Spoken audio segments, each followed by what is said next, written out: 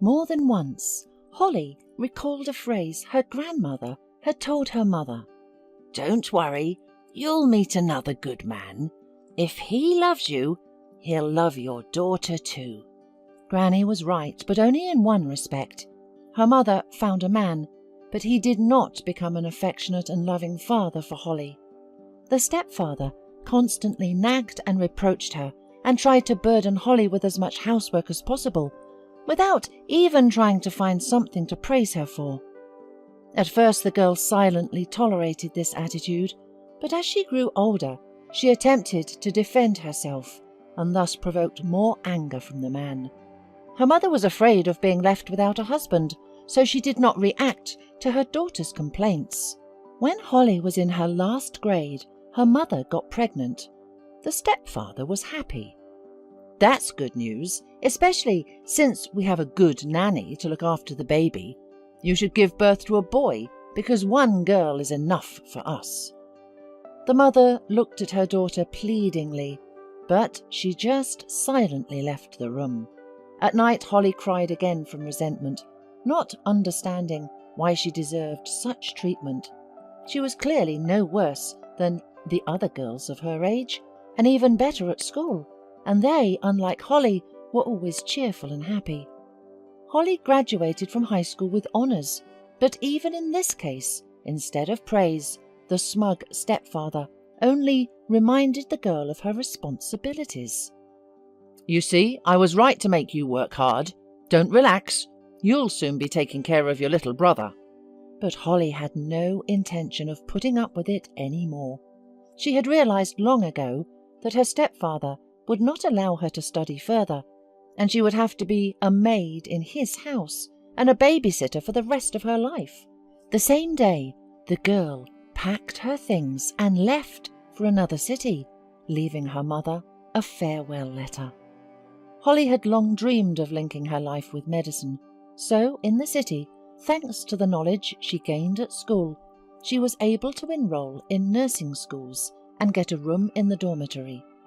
During phone conversations, her mother constantly begged her to return, but just the memory of the hated stepfather discouraged all Holly's desire to see her mother and little brother. In the city, the girl catastrophically lacked money, and so she occasionally worked as a nurse in a nursing home. Unfortunately, after a year, the girl was forced to take an academic leave to save money to continue her studies. But there was a problem with housing because she had to move out of the dormitory. The situation seemed hopeless, but then a colleague named Mrs. Brooke offered her an option. "Okay, do not cry. Instead, marry my son Gary and come live with us. Come, I'll introduce you." Gary was already sitting in the waiting room. He was a short, plump, balding man in his 40s.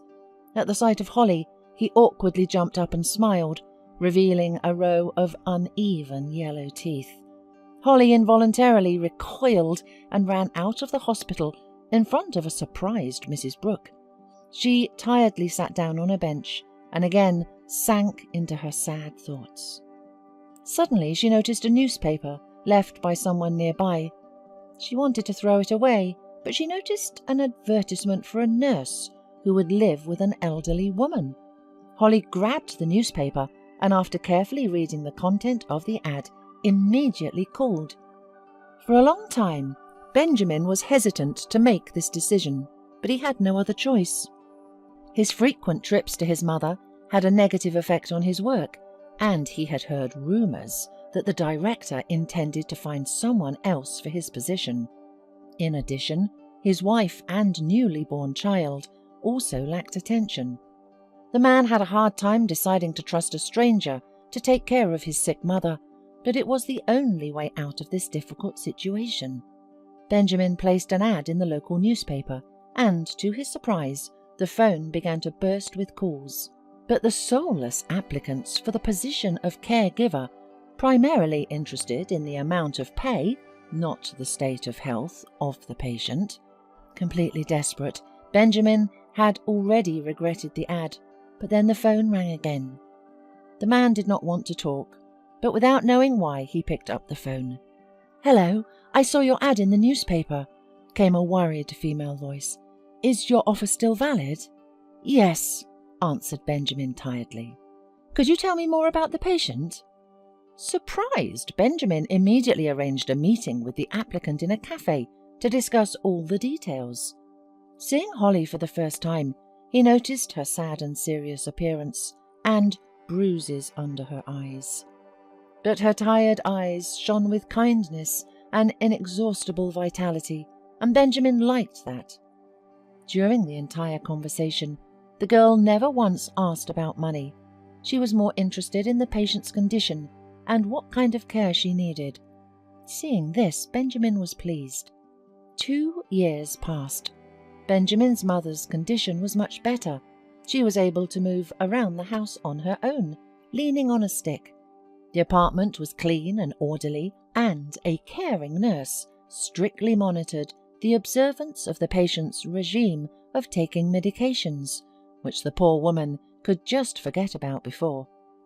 The doctor also noted the positive dynamics in the patient's health, and soon Benjamin sold his apartment and bought a house, where he moved his mother. Holly, although she could no longer care for the elderly woman, continued to be friends with her and Benjamin. She eventually graduated from nursing school and got a job at the hospital where she had once worked. Then she met a young man and married him. Holly's mother often called her and invited her to the house in the same sad voice, but Holly really had no time. One day she finally visited her mother with her husband. Her home hardly changed at all.